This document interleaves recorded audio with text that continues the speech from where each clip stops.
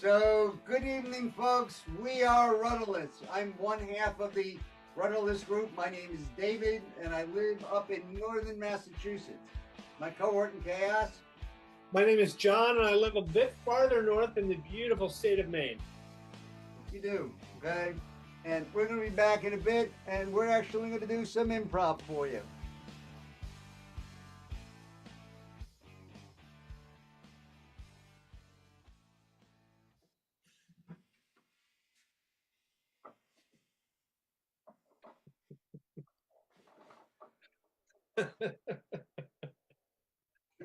That was a close one there, Terry. Charlie, that was so close.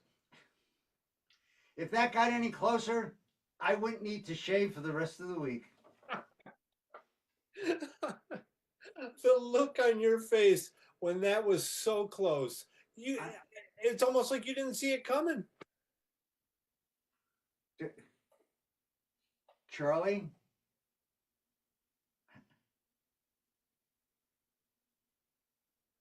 I thought you had my back. I didn't see it coming.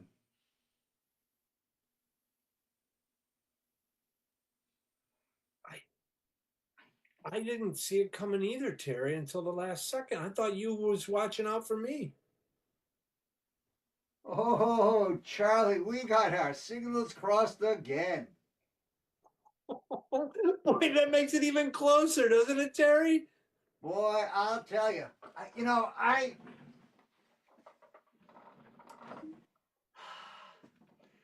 I remember me thinking that you had my back back in high school, and you ended up asking Susie Alcott to the prom. You had my back.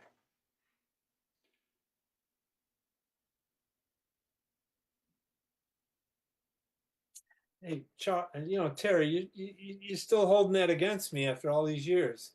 I mean, Susie was always hanging around me. She was always, chatting me up and stuff, and I forgot. Hey, Charlie, let me tell you, I don't really hold it against you because I went to the prom with Carl and I asked him to marry me that night. We've been happy together since then. So I just kind of do that to bust you a little bit, but really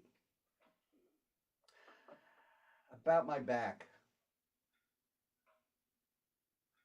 You know, I get where you're coming from, Terry, and I appreciate you, bringing a little levity to the situation, especially since, Susie and I, nothing ever happened. So it was probably one of the worst nights of my life. So I am so happy that my friend made a lifelong connection that evening. You know, I guess I underestimated you. I guess you do have my back. Boy, that was a close call. Did you see how close? You should have seen the look on your face. Oh my God. Boy, I am just hopefully. I can't imagine I would ever make that mistake again. Like I'm just going to be like, it's not that I'm not paying attention, but my head is going to be on a pivot when I'm around. My whole body's going to pivot because I got my neck is too much of this old guy shit. But like I'm not avoiding you, but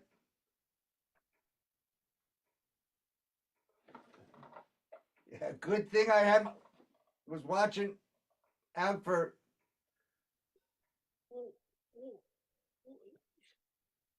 You said you wasn't avoiding me, but but you act like you're avoiding me now. I'm sure it looks like that to you, and if roles were reversed and I was a sensitive person, I would feel exactly as you do. But I feel torn between my responsibility for like myself and and and knowing that you don't always have my back. So like that's kind of this tension. And so Help me out. I don't know how to join the taking care of myself and looking straight you in the eye. Well, well, how are you going to look me straight in the eye when you're avoiding me? You say you're going to look me straight in the eye. How can I look you straight in the eye when your back's turned to me? You're avoiding me.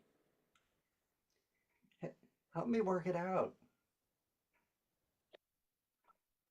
Okay. Let's both look in the same direction. Okay. So if anything happens, you got my back, I got your back. Wait, if we're looking in the same direction, then neither one of us is looking behind us.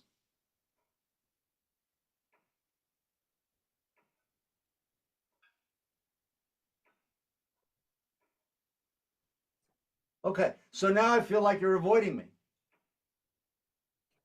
Boy, this is a conundrum, ain't it, Terry? Just like the old days. How's Carl doing?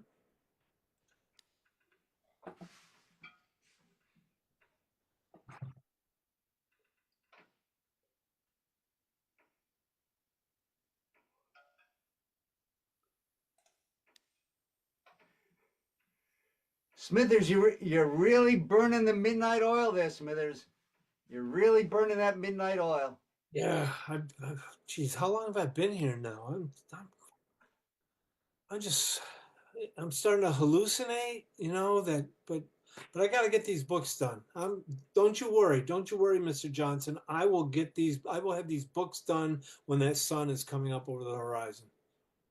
Smithers, I appreciate your dedication. I mean, the way that you dedicate yourself to this company. I hope that when I retire, that I turn over the management of this company to you.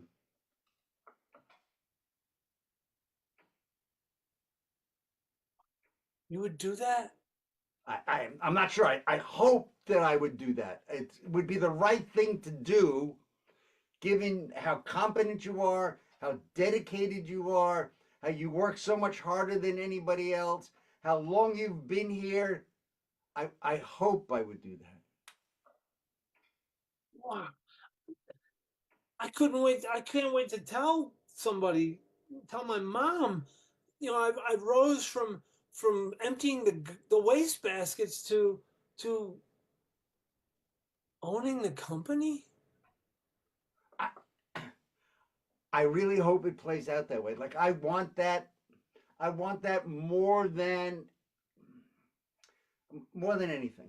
For you to, I mean, that's what I want. I just, I just hope it works out that way. Mr. Johnson, I am not going to let you down. I hope so too. Smithers, I continue to be so impressed with the way that you are so completely aligned with the corporate objectives, even before they pass through HR for approval, that all the pronouns are correct. You are, you're a visionary, Smithers. You're a visionary. I'm getting ready for another all-nighter.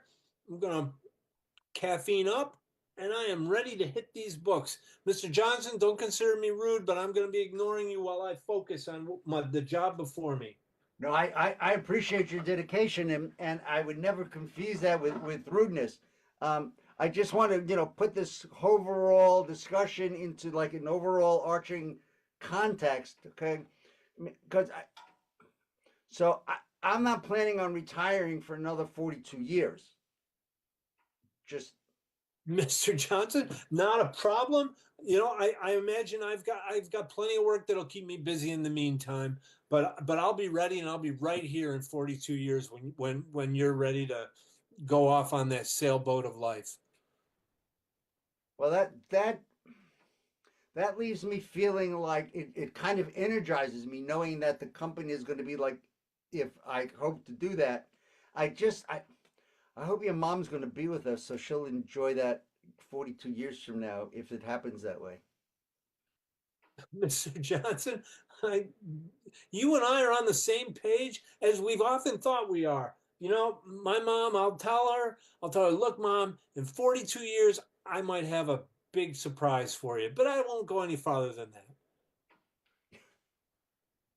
You don't think that she'll think that you're teasing her? Well, we always, it's your mom. You do have little games and little teases. Everybody does, right? Well, your mom, she's a really sweet woman. I've met her. I enjoy her. I mean, she's 82 years old. She thinks the world of you, Mr. Johnson. And if she's 82, then if I pass the mantle on to you in 42 years, she's going to be 124 years old. Do you think that's realistic? Oh, I see what you're saying, that the surprise might be tough on her heart. Yeah. Oh my gosh. Well, maybe like if every 2 or 4 years I give her a little bit more information so that it's like it's a surprise, but it's not like a surprise. Well, you're closer to your mom's health history than I ever want to be. So if you think that that's what's in her best, I'm sorry. She thinks the world of you, Mr. Johnson. She thinks the world of you. And I want you to know, Smithers, that I think the world of you, which is why I hope that I'll turn the company over to you in 42 years when I think I'll be ready to retire. I gotta be honest, Mr. Johnson. I don't Please, know. I don't know if I'll be able to sleep until then.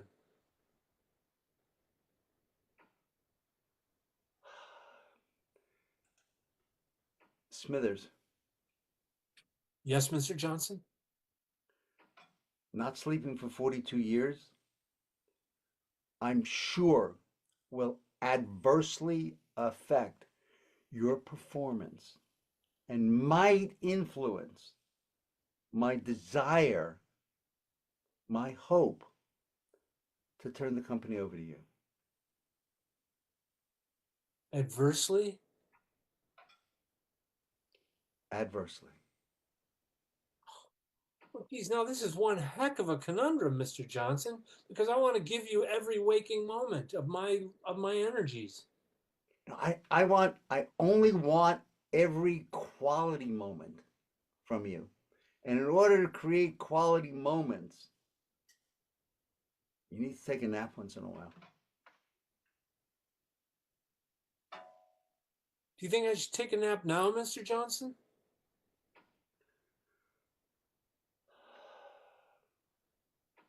No, no. The stuff that you do, you said you're going to get it done before sunup. I don't want there to be a black mark on your profile where you're like, said I'm Right. going to do it by sunup. Just kidding. Boy, that would crush my retirement plan in 42 years. So, no, Yeah. this is definitely not the time for a nap. Great, great, Mr. Johnson. Thanks. I'm just going to hit these books. And hey, I know you're busy too. If I don't see you, we'll just make a date for 42 years, okay? Yeah. Also, when I see your mom later today, I'm going to tell her that our son is doing such a spectacular job. Oh, gee, Dad. Oh, I mean, I'm sorry, Mr. Johnson. Thanks.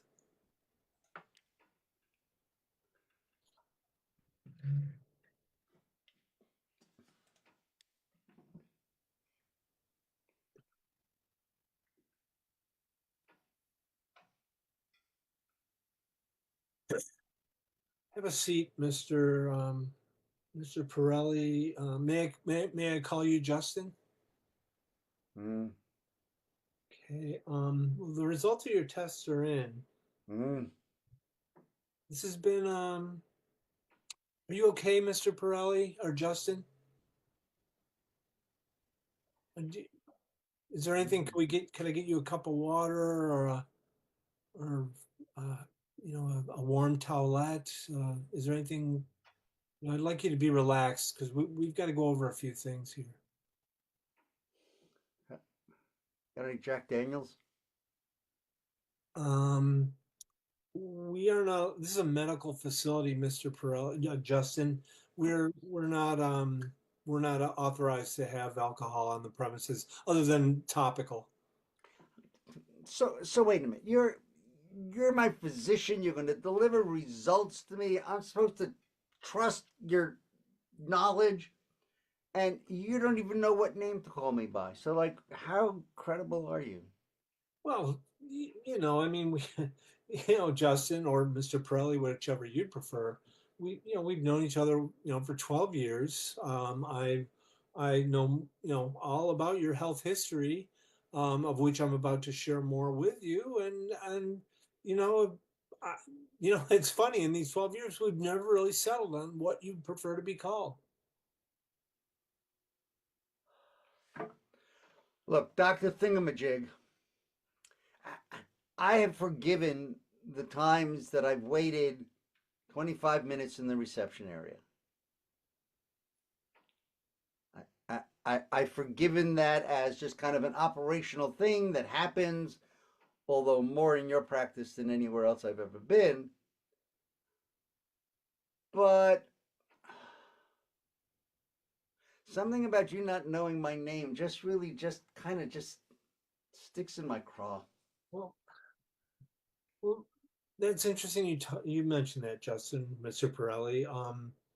You know, that's something we can talk about in the fact that you've changed your name three times in the years I've known you, and so I'm always a little behind the curve. Okay, so the fact that I have a prison record is, you said it didn't bother you, but now it's starting to surface that yeah, I changed my name.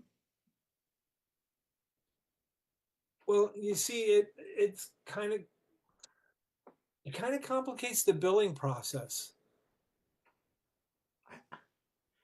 I'm not here for the billing process. I'm here for health care from Dr. Thingamajig. See, Justin, Mr. Pirelli, that's the problem. You're not here for the billing process. We need to bill somebody. Go ahead. I've got three aliases. Pick any one you want. Yeah. You know, your health is our major concern, Mr. Pirelli. Booyah! We Justin. are on the so page. Same Dr. Yes, Thingamajig. yes, we Booyah! are. And if we can, I understand the multiple names. I mean, there's some days when I wake up and I go, geez, I don't wish I was Dr. Thingamajig. I'd like to be somebody else. And so in its own way, I kind of envy you. However, I have to get paid for the services I've been offering you. Is this one of those days, Dr. Thingamajig? Is this one of those days?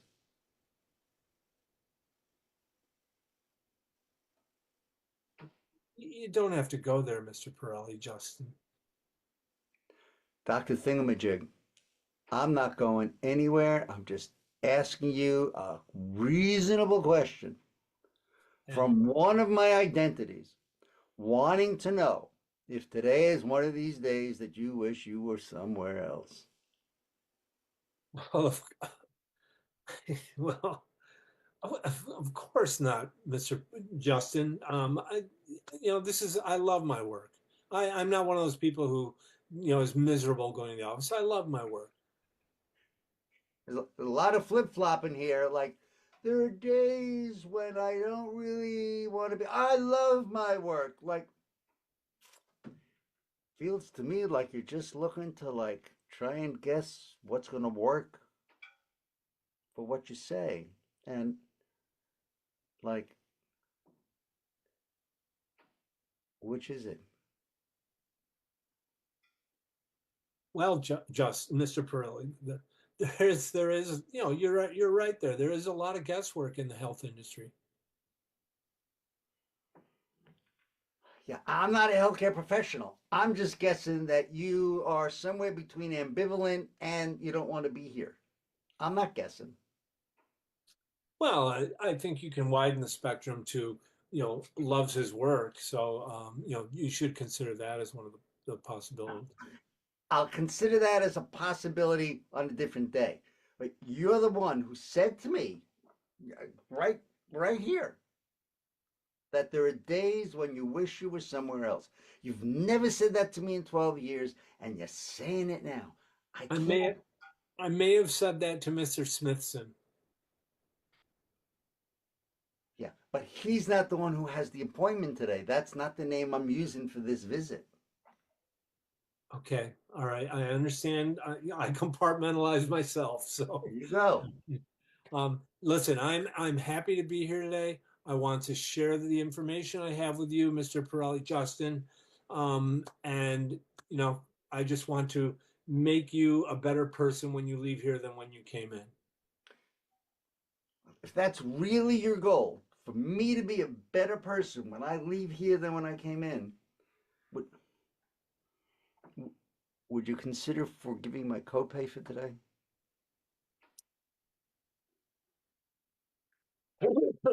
Well, you see, Justin, Mr. Pirelli, that is one of the reasons you're here today is that you haven't paid your copay in 6 months. I came to the doctor's office for an appointment that I'm going to get billed for because I didn't pay my copay. Nick, is this practice a subsidiary of United Healthcare? The health industry has a lot of arms, Mr. Pearlie, Justin. Um, Mainly, it's that you know you've with the name changes. We've been billing these insurance companies, but you've also been changing the names of your insurance companies. You're lucky I didn't use the name Luigi today.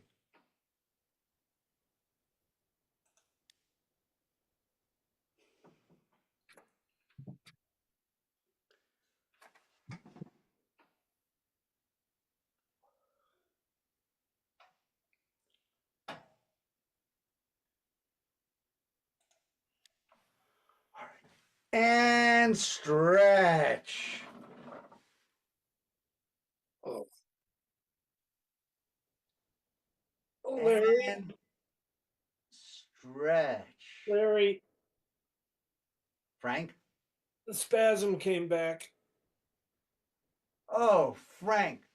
The timing couldn't be worse. The spasm is back.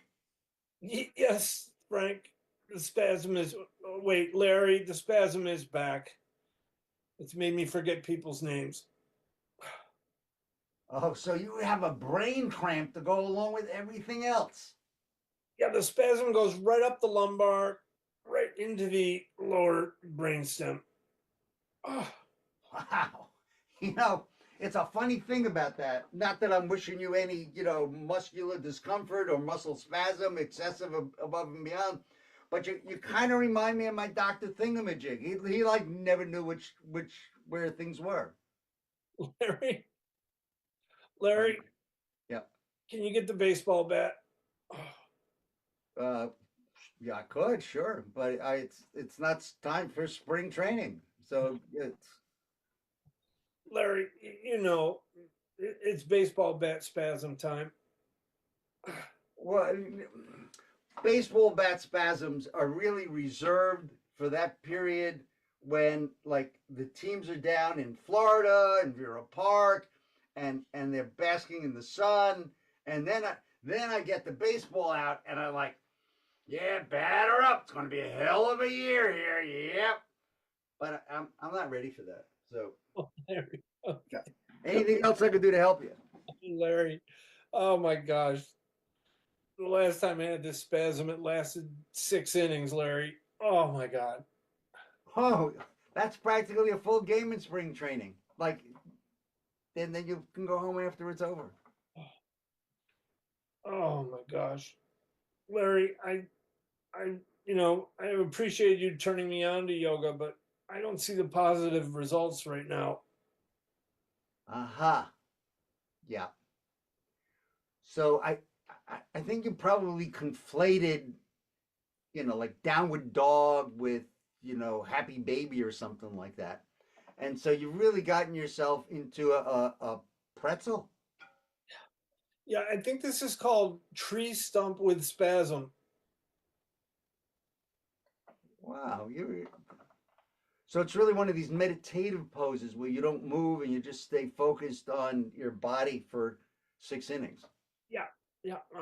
I believe my mantra right now is a curdling scream. Wow, would you share that with me?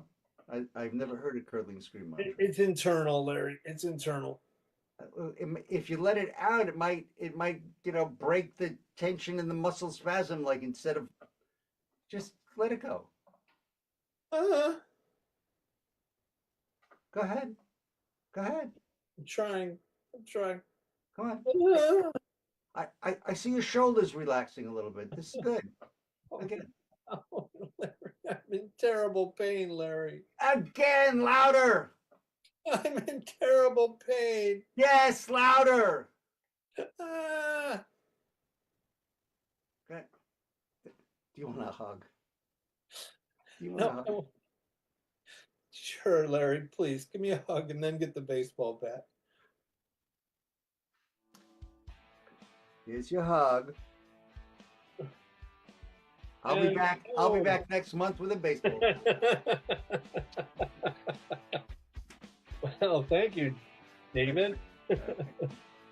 You're welcome, Dr. Thingamajig. And so, folks, thank you very much. This was Rudderless's monthly show on the Follies. Xander, thanks for taking us to the bitter end of all this stuff. Stay safe out there. Don, it's always a pleasure. Thank you, David. Thank you, Xander. Drive safe.